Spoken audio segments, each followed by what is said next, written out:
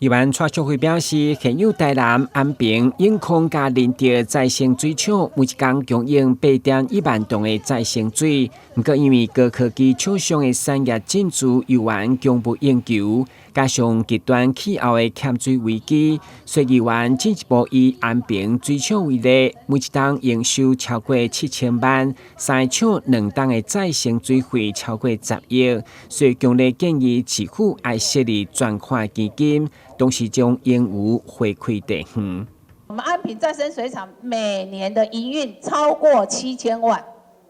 ，7000万。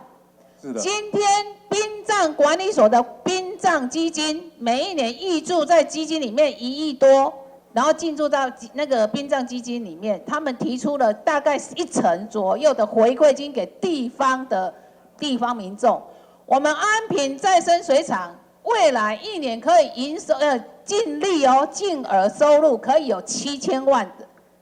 为什么我们没有办法去成立的基金，甚至没有办法在我们安平再生水厂产生的盈余里面去回馈给地方的民众？再生水的来源一定是从污水处理厂这边过来，所以政府不可能说不管。好，局长，所以这个是你意思是说再生水基本上是从污水处理厂的放流水里面去做再生水嘛，对不对？所以政府包括我们的民生用水的污水是不是也会进去？对嘛，哈。所以这个不可能政府不管了，所以我也是说我们为什么说不要成立基金的原因在这里，就是说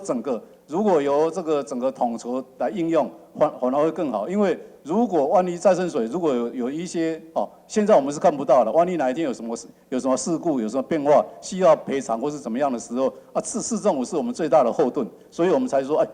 目前是暂时先不要用基金。水利局长强调，再生水厂需求中央到地方政府一定的承担便利预算来应用，所以暂时未成立基金。而且以安平再生水厂为例，已经是南台湾规模上大上新，以后一天将达到6万吨的再生水，成为南部产业稳定用水的重要指标。台南新闻军籍张素维采访报道。